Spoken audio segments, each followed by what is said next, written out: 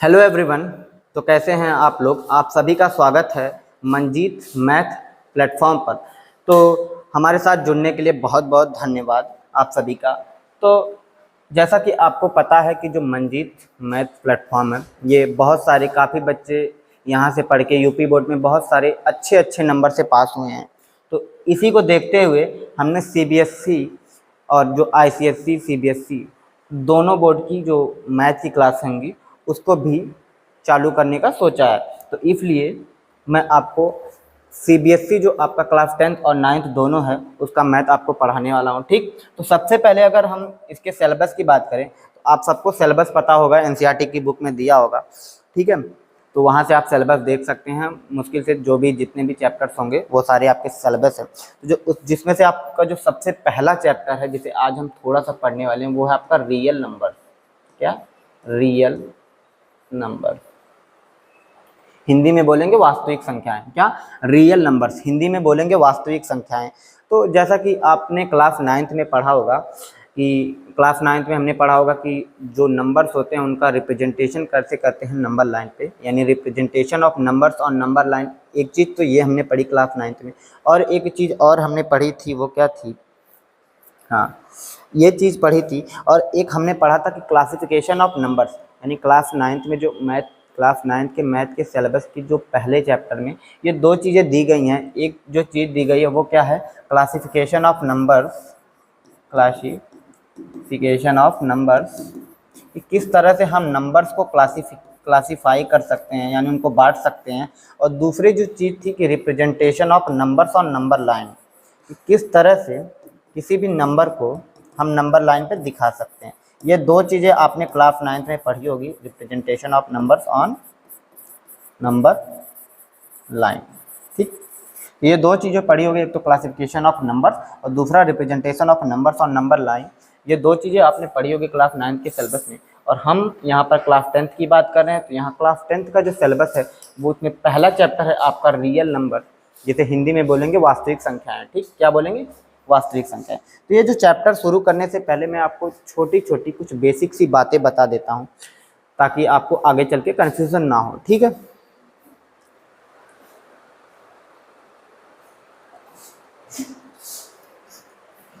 चलिए। तो शुरू करने से पहले आप लोगों का कुछ डाउट होता है, जैसे कि हम कौन सी बुक लें। अगर हम क्लास 10th में हैं तो हम कौन सी बुक लें जिससे कि हमारा रिजल्ट या जो भी कहें हमारी अंडरस्टैंडिंग लेवल या मैथ थोड़ा सा इम्प्रूव हो। तो मैं एक ही बुक आपको सजेस्ट करूंगा, वो है आर डी शर्मा या आर एस अग्रवाल। ये दो बुक में से आप कोई सी भी बुक ले सकते हैं, या एक बात, या एनसीईआरटी छोड़ के कोई भी बुक ले लीजिएगा। एनसीईआरटी छोड़ के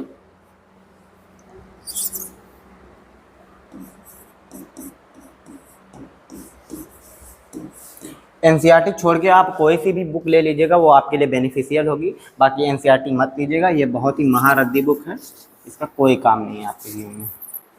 चलिए, तो हम क्या पढ़ रहे थे? हम पढ़ रहे थे रियल नंबर। और मैंने ये बताया कि रियल नंबर शुरू करने से पहले मैं आपको कुछ छोटी छोटी सी बातें बता दूं। जैसे कि कभी कभी क्या होता है कि जब हम पढ़ते हैं तो हमारे बीच में कुछ शब्द आते हैं, जैसे फैक्टर्स हो गया, फैक्टर्स हो गया, मल्टीपल्स हो गए, फैक्टर हो गया, मल्टीपल्स हो गया।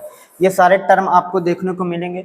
कई बार क्या होता है कि बच्चों को ये नहीं पता होगा कि आखिर फैक्टर्स क्या होते हैं और मल्टीपल क्या होते हैं। तो सबसे पहला जो डिस्कशन होगा वो हमारा फैक्टर्स और मल्टीपल्स पे होगा कि आखिर मल्टीपल क्या होते हैं और फैक्टर्स क्या होते हैं। ठीक, तो अगर मैं मल्टीपल की बात करूँ, मल्टीपल, मल्टीपल हिंदी आपको जानने की कोई ज़रूरत नहीं। ठीक है, तो अगर मैं मल्टीपल की बात करूँ तो अगर मैं एक छोटा सा नंबर ले लेता हूँ, क्या? एक छोटा सा नंबर ले लेता हूँ, लेट से 12 ले लिया, 12 नंबर ले लिया। अब मुझे ये बताए कि 12 के मल्टीपल कौन क्या क्या होंगे? 12 के मल्टीपल, तो मल्टीपल का सीधा सीधा मतलब ये होता है कि अगर मैं 12 का मल्टीपल की बात कर रहा हूँ तो 12 के पहाड़े में, यानी 12 के टेबल में जितने भी नंबर्स आएंगे वो सब आपके 12 के मल्टीपल होंगे। तो 12 के पहाड़े में क्या होता है? 12 आता है, फिर 24 आता है, फिर 36 आता है, फिर 48 आता है, फिर 60 आता है, फिर 70 आता है। इसके बाद कितना होता है? हाँ, 84 होता है, 96 डॉट डॉट डॉट डॉट। अगर मैं 12 का टेबल लिखूं तो ये हो जाएगा 12, 24, 36, 48, 60, इसी प्रकार से चलता चला जाएगा। फिर अगर मैं 9 का टेबल लिखूं, 9 का टेबल लिखूं तो 9 हो जाएगा। फिर दूसरा 18, 27, 36, 45, 54, ये भी ऐसा चलता चला जाएगा। 9 का टेबल तो कभी खत्म होगा नहीं। अगर हम 9 के मल्टीपल की बात कर रहे हैं तो हम 9 का टेबल लिखेंगे और 9 के टेबल्स में जितने भी नंबर्स आएंगे, 9 के टेबल्स में जितने भी नंबर्स आएंगे, 9 के टेबल्स में जितने भी नंबर्स आएंगे वो सारे ही सारे आपके 9 के मल्टीपल हो गए। ठीक इसी प्रकार से अगर मैं 12 के मल्टीपल की बात करूं तो 12 का टेबल लिखूंगा, 12 का टेबल लिखूंगा और 12 के टेबल में जितने भी नंबर्स आएंगे वो सब क्या होंगे, आपके 12 के मल्टीपल होंगे। ठीक, और दूसरा अगर एग्जांपल लेता हूं, क्या मैं अगर ले लूं 7, ठीक, अगर मैं एक नंबर ले लेता हूं 7 और मैं अगर 7 का टेबल लिखूं तो 7, 14, 21, 28, 35, 42 डॉट डॉट डॉट डॉट, ये सीरीज चलती चली जाएगी। तो अब मैं अगर 7 के मल्टीपल की बात करूं कि 7 का मल्टीपल क्या क्या होगा, तो 7 का मल्टीपल 7 भी हो सकता है, 14, 21, 28, 35, 42, इसी प्रकार से चलते चले जाएंगे। तो यहाँ पर हमने क्या देखा कि अगर मैं 7 के मल्टीपल की बात कर रहा हूँ तो 7 के टेबल्स में जितने भी नंबर आ रहे हैं वो 7 के मल्टीपल हो रहे हैं। फिर 12 का मल्टीपल की बात की जाए तो 12 के टेबल्स में जितने नंबर आ रहे हैं वो 12 के मल्टीपल। उसी प्रकार से अगर 9 के टेबल्स में जितने भी नंबर आ रहे हैं वो सब क्या है, 9 के मल्टीपल हैं। ठीक है, अब मैं आपसे एक सवाल पूछता हूँ कि मुझे बताइए कि 31 के मल्टीपल्स क्या क्या होंगे। जो आपका नंबर 31 है इसके मल्टीपल्स क्या क्या होंगे। तो अगर मैं 31 का टेबल लिखूँ, 31 का टेबल क्या होगा, ये 62, 93, इसके बाद कितना हो जाएगा 44, 155, इसी प्रकार से टेबल चलता चला जाएगा। अगर मैं 31 का टेबल लिखूं तो 31, 62, 93, 124, 155, इसी प्रकार से ये टेबल चलता चला जाएगा। ठीक, अब यहाँ से अगर बात की जाए कि सर 31 के जो मल्टीपल्स हैं वो कौन कौन से हैं, तो एक मल्टीपल आपका 62, 93, 124, 155 और 31 खुद भी। तो 31 के टेबल्स में जितने भी नंबर्स आएंगे वो सब क्या होंगे, 31 के मल्टीपल होंगे। तो मल्टीपल आपको क्लियर हो गया होगा कि मल्टीपल किसे कहते हैं। मल्टीपल उसे कहते हैं जो उसके टेबल्स में आए, जितने भी नंबर्स उसके टेबल्स में आएंगे वो सारे ही सारे उसके मल्टीपल्स होंगे। ठीक, जैसे मैंने एक नंबर ले लिया ए, अब मैंने एक नंबर ले लिया क्या, ए ले लिया, लेट से क्या ले लिया, ए, मैंने एक नंबर ले लिया ए। अब मैं पूछूं कि ए का मल्टीपल क्या होगा, तो ए के पहाड़े में अगर मैं ए का ऐसे पहाड़ा लिखता चला जाऊं, ए का टेबल लिखता चला जाऊं, ए के टेबल्स में जितने भी नंबर आएंगे, ए के टेबल्स में जितने भी नंबर आएंगे वो क्या होंगे, वो ए के मल्टीपल होंगे। वो क्या होंगे, ए के मल्टीपल होंगे, मल्टीपल होंगे। और अगर मैं इसकी स्टैंडर्ड फॉर्म की बात करूं, अगर मैं इसकी स्टैंडर्ड फॉर्म की बात करूं, स्टैंडर्ड फॉर्म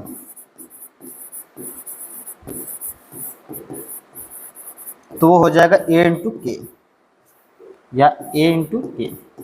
क्या, अगर मैं स्टैंडर्ड फॉर्म की बात करूं, ए के मल्टीपल की स्टैंडर्ड, ए के मल्टीपल के स्टैंडर्ड फॉर्म की बात करूं तो वो क्या हो जाएगा, ए इंटू के। कैसे, इसको समझने के लिए अगर हम पीछे जाएं, ठीक, यहाँ पर अब आप ये देखिए, यहाँ पर जब हम 7 के मल्टीपल की बात कर रहे थे तो 7, 14, 21, 28, ठीक, एक नई स्लाइड लेता हूँ।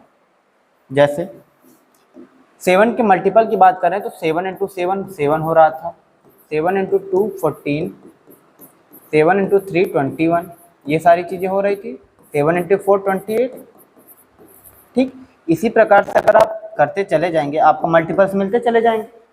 अगर आप इसी प्रकार से टेबल्स लिखते चले जाएंगे आपको मल्टीपल्स मिलते चले जाएंगे। तो आप ये देखिए, तो लास्ट में क्या होगा, लास्ट में कुछ ना कुछ के नंबर होगा। अगर इसी प्रकार से 7 इंटू के करूँगा तो कोई ना कोई नंबर आएगा 7 के।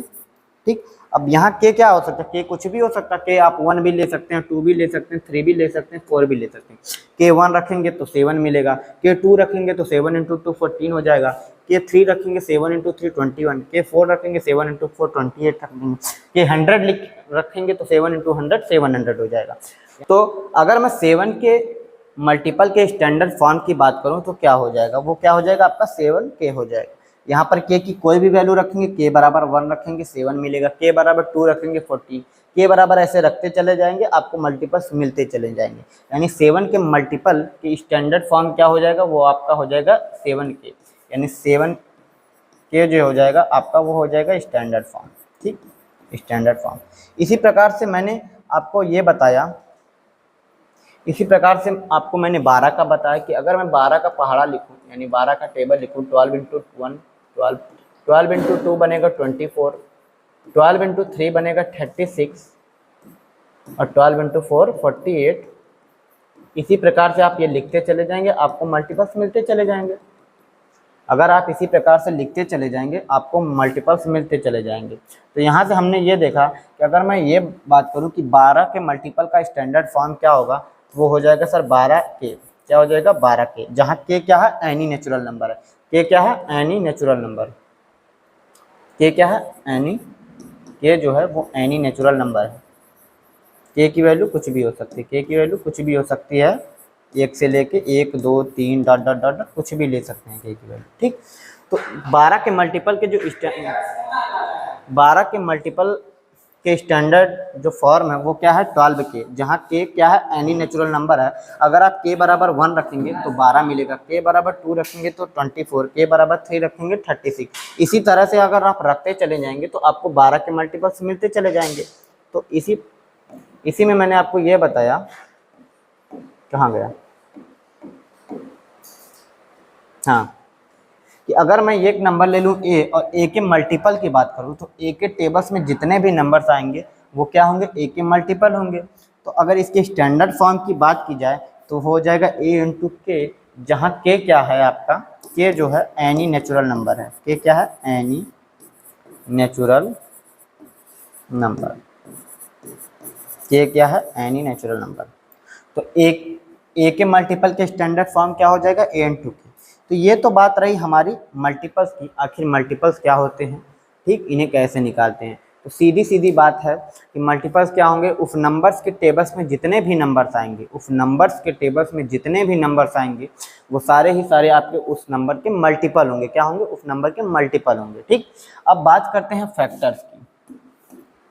अब बात करते हैं क्या, फैक्टर्स की। फैक्टर्स, हिंदी मुझको नहीं पता। ठीक, सेम वही नंबर ले लेते हैं 12। क्या ले लेते हैं, सेम वही नंबर ले लेते हैं 12। और अभी अभी हमने देखा कि जो 12 का मल्टीपल है, 12 का अगर मैंने मल्टीपल की बात की जाए, मल्टीपल, तो मैंने आपको बताया कि 12 के टेबल्स में जितने भी नंबर आएंगे, 12 24 36 डॉट डॉट डॉट, ये सब क्या हो जाएंगे, 12 के मल्टीपल हो जाएंगे। लेकिन अगर बात की जाए फैक्टर्स की, मेरे भाई बताइए कि 12 के फैक्टर्स कौन कौन से होंगे। तो सबसे पहले हमें यह समझना होगा आखिर फैक्टर्स क्या होते हैं। तो सीधी सीधी बात यह है कि फैक्टर्स क्या होते हैं। चलिए,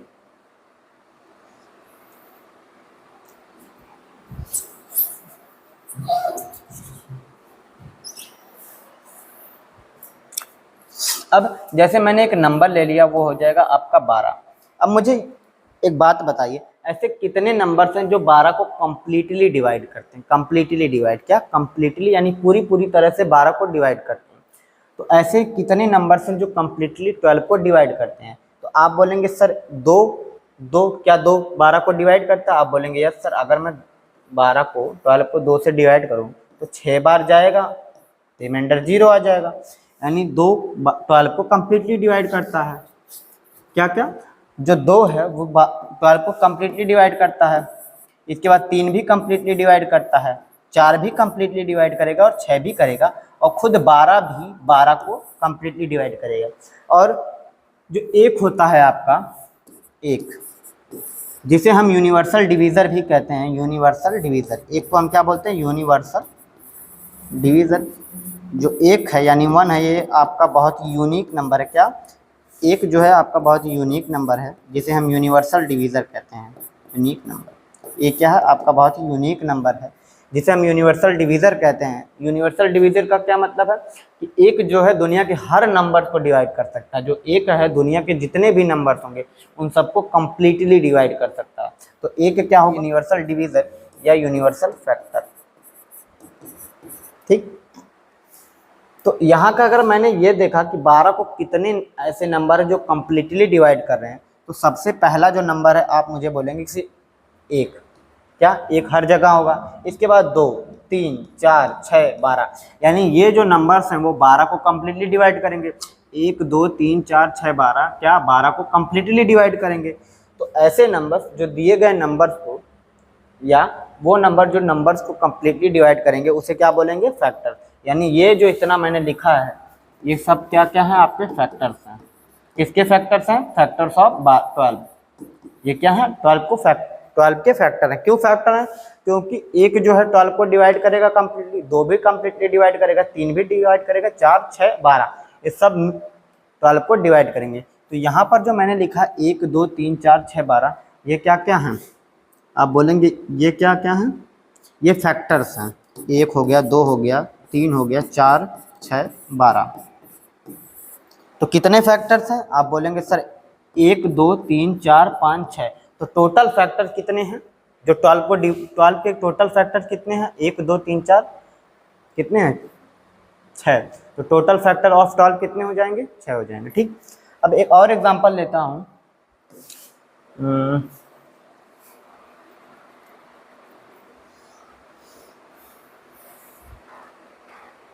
18, अगर मैंने एक दूसरा एग्जांपल ले लिया 18। अब मुझे ये बताइए कि 18 के फैक्टर्स कौन कौन से होंगे। तो सबसे जो पहला नंबर आपके दिमाग में आएगा वो हो जाएगा 1, क्योंकि 1 जो है वो आपका यूनिवर्सल डिवीज़र या यूनिवर्सल फैक्टर है।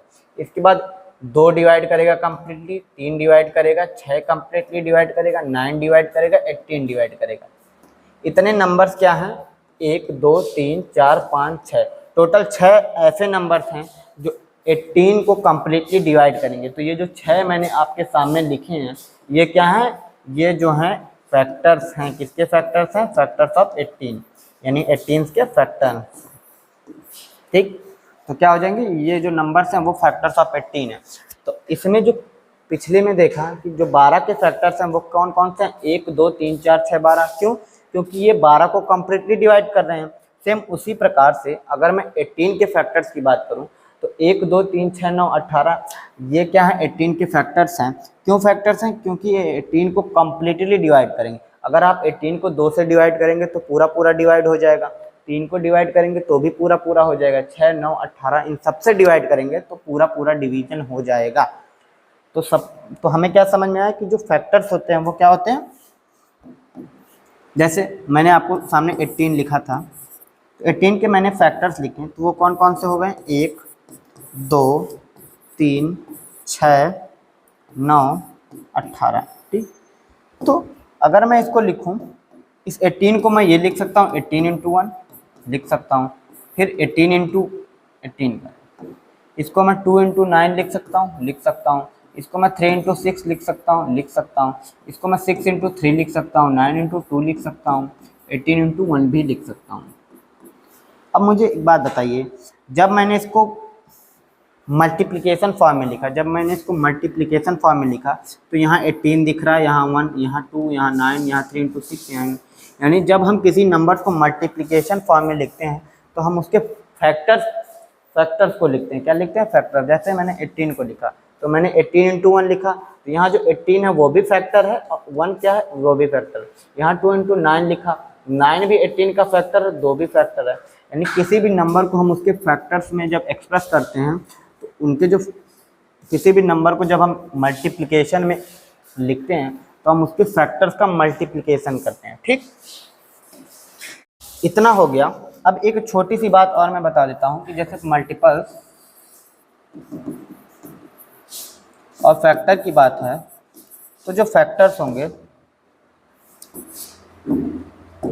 जो आपके मल्टीपल्स होंगे वो अनलिमिटेड हो सकते हैं, यानी उनकी कोई सीमा नहीं हो सकती, या ये बोल सकता हूँ इनफाइनाइट हो सकते हैं, अनंत।